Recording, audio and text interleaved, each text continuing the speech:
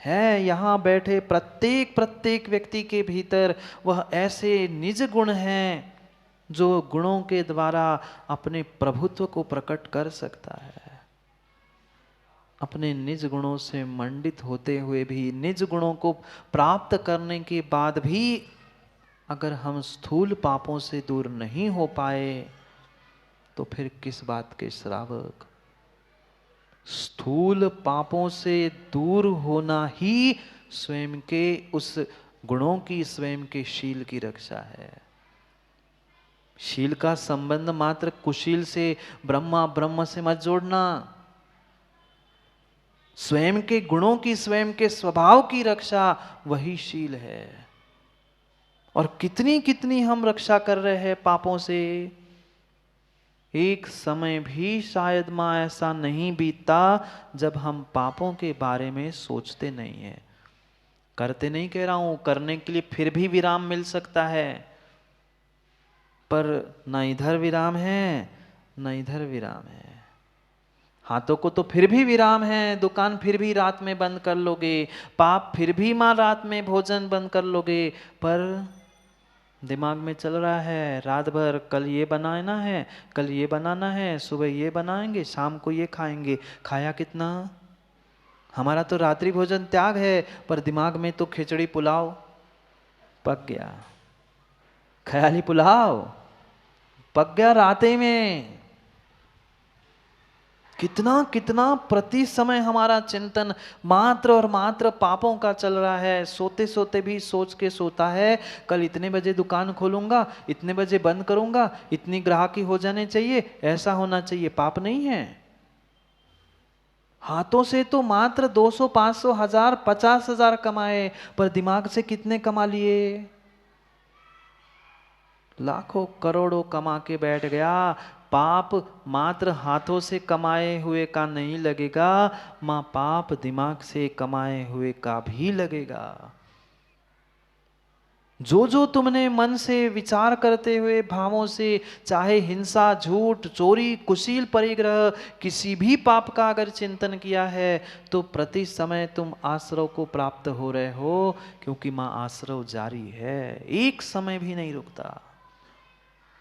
जो सम्यक दृष्टि जीव है प्रति समय यही चिंतन करता है कि आश्रव जारी है ही, तो मैं क्यों अशुभ का आश्रव करूं, क्यों पापों का आश्रव करूं। ठीक है, करेगा, बिल्कुल बिल्कुल श्रावक पापों में प्रवृत्त होगा, पर सोचेगा पुण्य करने की, प्रयास करेगा उन पापों से दूर होने की, प्रयास करेगा अपने आत्मा के गुणों की, शील की, उन पापों से स्थूल रूप से रक्षा करने। सूक्ष्मता की अभी बात नहीं चल रही। बहुत स्थूल मोटा मोटी जो पाप करते हैं, जो मां पाप का चिंतन करते हैं, उसके विषय में कह रहे हैं निज गुणों को कब प्राप्त करेंगे, कब स्वयं के शील को, स्वयं के ब्रह्म को प्राप्त कर पाएंगे। तभी कर पाएंगे जब ये शील रूपी वह 7 व्रत हम धारण कर पाएंगे। मात्र और मात्र उन 5 मुख्य, और 5 में भी सबसे मुख्य उस अहिंसाणु व्रत की रक्षा के लिए 4, और पुनः उस 5 की रक्षा के लिए 7। छुट्टी मिल गई, श्रेयांश कहीं इधर चला गया, कहीं उधर घूमने चला गया, कहीं पिकनिक मनाने, कहीं पार्टी मनाने चले गया। कौन? जो सम्यक से रहित है। अरे स्वर्गों के देव भी मुकेश भाई, सम्यक दृष्टि अगर है तो वे मात्र और मात्र कृत्रिम अकृत्रिम जिन बिंबों की वंदना करने के लिए, गुरु की वंदना करने के लिए पहुंचते कौन? स्वर्गों के सम्यक दृष्टि देव। हमें तो समय भर मिल जाए महाराज जी, एक दिन की छुट्टी मिल जाए, वो संडे सैटरडे मिल जाए, फिर हम तो पता नहीं गांव से कहां कब गायब हो जाते, कब गांव में आते, कोई ठिकाना नहीं। वह सम्यक दृष्टि जीव भी वैराग्य से परिपूर्ण होता है। वो भी सोचता है भले ही 1 मिनट मिला, 10 मिनट मिले, 2 घंटा मिला, हम तो गुरु के पास जाके कुछ बैठे तो। कौन सोचता है राजेश भाई? सम्यक दृष्टि। स्वर्गों के देव, देव पर्याय को प्राप्त करने के बाद भी क्या तुम्हारे पास भोग? कितने आपके पास भोग? उनके देवों के भोग, देवों का सुख देवों के ही जैसा है, पर फिर भी उन भोगों को, सुखों को छोड़कर वे पहले समय मिला कि देव, शास्त्र और गुरु, चौथा कोई काम नहीं, चौथा कोई काम नहीं। पहले सच्चे देव शास्त्र गुरु के पास पहुंच के उनकी देव वंदना, गुरु पूजा आदि करने में प्रवृत्त होते हैं। ये वैराग्य दृष्टि है। ये श्रावक के परिणामों की व्याख्या चल रही है। ये होते हैं सद श्रावक के भाव। ये भावना भाता है प्रति समय वह कि संत साधु बन के विचरू, वह घड़ी कब आएगी। कक्का कितनी बार सुनाया। रोज आज से इतना नियम ले लो कि शाम के समय सोने से पहले एक बार ये भजन जैसे आज तक सबको सुनाया, अपने आप को सुना के सोना। कुछ मत करो। अगर वास्तव में जीवन का कल्याण करना है, प्रत्येक व्यक्ति को सोने से पहले, निद्रा से पहले इन भावों को भाना पड़ेगा। वह घड़ी कब आएगी, संत साधु बन के विचरो। फिर देखना प्रतीक कैसे सब काम अनुकूल होते हैं। हम उतनी तीव्रता से आज तक भावना ही नहीं भा पाए। लगता है कभी कभी हफ्ते महीने दो दिन में एक आध बार कि हाँ हम भी बन जाए। बने कैसे? जो मुनिराज बने हैं, संत साधु दिगंबर मुद्राधारी धरती के देवता बने हैं, आसमान से टपके सौरभ भाई नहीं। तुम्हारे जैसे दीपक श्रावक थे, पर उन्होंने अपने भावों को संजोया, भावना भाई, वह देव शास्त्र गुरु के सानिध्य को प्राप्त किया और वह वैराग्य मार्ग पर चल पड़े। सोचता नहीं है, विचार नहीं करता कि होगा कि नहीं होगा, कैसे क्या होगा, क्योंकि ये पक्का है जो पानी में कूदता है कहीं ना कहीं हाथ पैर मारना सीख ही जाता है। प्राणों की पड़ी होती है। सम्यक दृष्टि को भी प्राणों की पड़ी है। मेरे सम्यक के प्राण न चले जाए। अगर लंबे समय तक मैं अवरति बन के रहूंगा तो हो सकता है सम्यक भी छूट जाए, और सम्यक का फल ही सम्यक चारित्र है। तड़पता है उस मछली की तरह कि कब जाके मैं उन व्रतों को धारण कर लूं, और उसकी ही शिक्षा, उसके ही गुणों को प्राप्त करने के लिए ये 7 शील व्रत कह रहे हैं। मत तड़पो, अब वह तड़पन छोड़ दो, संसार की संक्लिष्टता को छोड़ दो। अब उन अणुव्रतों की और अपने आत्मा के गुणों की रक्षा करने के लिए इन 7 शील व्रतों को धारण कर लो। किसके लिए? जो गुण मेरे भीतर है, जो 5 अणुव्रत अहिंसा रूपी व्रत मेरे भीतर है, उसके अणुब्रूहणात्। आचार्य भगवंत रत्नकर्ण श्रावकाचार में माँ कह रहे हैं अणुब्रूहणात्, यानी जो अनुरूप है उस अनुरूप की ही वृद्धि और रक्षा करने के लिए। कभी हरीश भाई आपने बीज बोया? वो फसल का नहीं पूछ रहा हूं, किसी पेड़ का, फल वाले पेड़ का। जब भी वह बीज बोया जाता है, वह समझदार किसान, समझदार व्यक्ति बीज बोते ही बाजू से, क्यों बीज तो जमीन में था ना, अभी तो अंकुर भी नहीं आया था। अंकुरण होने से पहले ही समझदार किसान, समझदार व्यक्ति उसे बांध देता है, क्योंकि पता है अगर चिड़िया कोई आ गई और थोड़ी सी चोट से उसने ऊपर नीचे किया गिर दिया, वो चिड़िया सूख जाएगी। अगर बहुत तेज पानी का बहाव आया, कितना विवेक उस किसान के पास होता है। वह बहुत तेज पानी आया तो पूरा बहा के बीज को ले जाएगा, और वही अगर बाढ़ी होगी तो उतनी तेजी से पानी नहीं आएगा। ऐसे ही सद श्रावक सम्यक दृष्टि इन शील रूपी व्रतों के द्वारा अपनी आत्मा की, अपने गुणों की, अपने व्रतों की रक्षा करता है। अगर कहीं धोखे से विषय कषायों का तेज बहाव आया, अगर शील व्रतों की बाड़ी है तो मन मद्दा हो जाएगा, वह उसका वेग कम हो जाएगा और बीज की रक्षा होगी, अंकुर की रक्षा होगी। क्योंकि वह चिड़िया भी आएगी खुले खेत में कहीं भी बैठेगी और उसमें बाड़ी है तो विचार करती है मैं फंस तो नहीं जाऊंगी। उस दाने को उठाने के चक्कर में किसी ने जाल तो नहीं बिछाया, विचार के सोच के देख के फिर बैठने का प्रयास करती है। इसी प्रकार से वह सम्यक दृष्टि जीव जो सदश्रावक बना है, वो भी उसने अपने उस सम्यक रूपी बीज की, सम्यक रूपी प्राण की, सम्यक रूपी अंकुर की रक्षा करने के लिए ये सीमा बांध लेता है। हाँ, आज हमें उस शील व्रतों को समझना है और उसमें से एक एक गुण व्रत, शिक्षा व्रत सबकी व्याख्या समझनी। पढ़ते हैं पहले 16, 17, 18 तीनों श्लोकों को एक साथ, क्योंकि तीनों में उन 7 शील व्रतों का ही व्याख्यान किया है कि किस प्रकार से वह 7 शील जीव की रक्षा कर रहे, जीव के गुणों की रक्षा कर रहे, किस प्रकार से वह अपने गुणों को बढ़ाने के लिए निमित्त बन सकते हैं। पहले श्लोकों को पढ़ते हैं, फिर उसके अर्थ को भी समझते हैं। पढ़ो 16, 17 और 18 मेरे पीछे पीछे पढ़ना। गुणव्रतानामाद्यं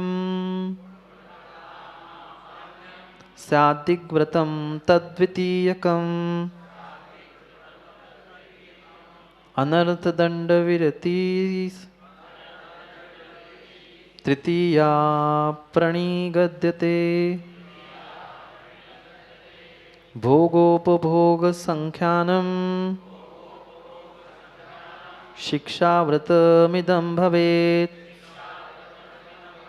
सामायिकं प्रोषोधो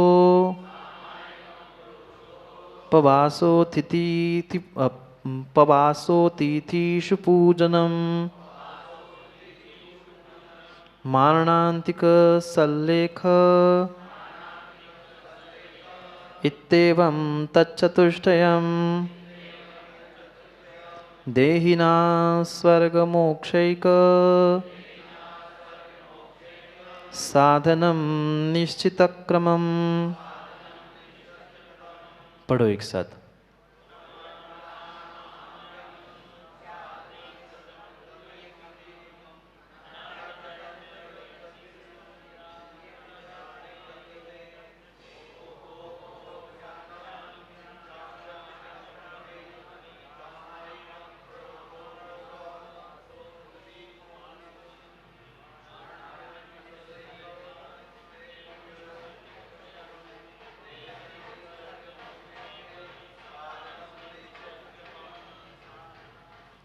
पढ़ने में इतना कठिन जा रहा है, फिर धारण करने में कितना कठिन होगा। एक एक के नाम बता रहे हैं कि ये किस प्रकार से 3 गुणव्रत और 4 शिक्षा व्रत मेरे शील की रक्षा करेंगे। 3 गुणव्रत और 4 शिक्षा व्रत है जिसके द्वारा जीव अपने उन 5 अणुव्रत की, गुणों की, अहिंसा आदि की रक्षा करना चाहता है। 3 गुणव्रत, गुणव्रतानाम आद्यम, उन 3 गुणव्रतों में आद्यम यानी आदि दिग्व्रतम, पहला दिग्व्रत। द्वितीयकम अनर्थदंड विरति, दूसरा अनर्थदंड विरति, और तीसरा कहा है भोगोपभोग परिसंख्यान।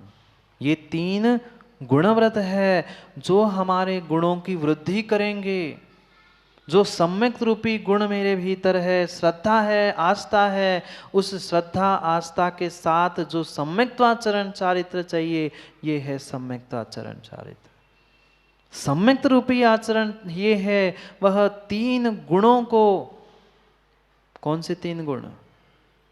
आत्मा के 3 गुण, सम्यक दर्शन, सम्यक ज्ञान और सम्यक चारित्र। इन 3 गुणों को देने के लिए प्रतीक रूप यह 3 गुणव्रत है। पहला दिग्व्रत, दूसरा अनर्थदंड व्रत और तीसरा भोगो भोग परिसंख्यान व्रत। ये 3 गुणव्रत और 4 सामायिकम, प्रोषोदोपवास, अतिथि पूजनम और मारणांतिक सल्लेखना। ये 4 चतुष्टकम, ये 4 शील के उस 7 में से 3 गुणव्रत हुए और 4 शिक्षा व्रत हुए। जो शिक्षा देने के लिए आने वाले समय में जो ये भावना भा रहा है कि संत साधु बन के विचरू, वह घड़ी कब आएगी, उसके लिए गुणों को प्राप्त करने के लिए गुणव्रत और उस महाव्रतों की शिक्षा देने के लिए शिक्षा व्रत का है। एक एक की विस्तार से व्याख्या समझनी आवश्यक है, क्योंकि मात्र संख्या गिनने के लिए 2 3 4 5 6 7 ये सब कुछ हमने पढ़ के रखा है, पर वास्तव में उसका स्वरूप क्या है वो शायद आज तक नहीं समझ पाए। पहला पहला गुणों को देने वाला पहला गुणव्रत है दिग व्रत, जो सीमा मर्यादा का व्याख्यान करता है कि ठीक है, आज से मैं मरण पर्यंत आमरण स्थूल पापों की निवृत्ति करता हूं। इसके बाहर जो विशिष्ट विशिष्ट प्रसिद्ध प्रसिद्ध स्थान हैं उसकी सीमा कर लेना, जीवन पर्यंत ऐसा नहीं, आजीवन मरण पर्यंत मैं कभी भी भारत देश की सीमा के बाहर नहीं जाऊंगा। ये जीवन पर्यंत लिया हुआ व्रत दिग्व्रत है, दिग्व्रत है, दिग्व्रत है। क्यों क्यों महान कह रहे, गुणव्रत क्यों कह रहे उस दिग्व्रत को? क्योंकि जीवन पर्यंत अगर आपने सीमा बना के रखी है, जीवन पर्यंत आपने उसकी परिधि बना के रखी है कि इसके बाहर मैं नहीं जाऊंगा, उसके बाहर जो भी पाप हो रहा है ना उसका आपका त्याग हो जाएगा। दिगंबर साधु तो जब जिस समय पे जहां पहुंचते हैं, हम कमरे का त्याग करके बैठे, यहां से जाएंगे पुनः यहां का त्याग करके वहां बैठेंगे। आप यहां पाप करो, हम क्यों भागी बने? हम यहां बैठे और राजेश जी वहां कोई पाप करे कमरे में, उसका फल हमें नहीं लगेगा क्योंकि हम तो त्यागी वहां त्याग करके यहां बैठे। पर श्रावकों के लिए भी कह रहे हैं कम से कम सीमा बना लो ना।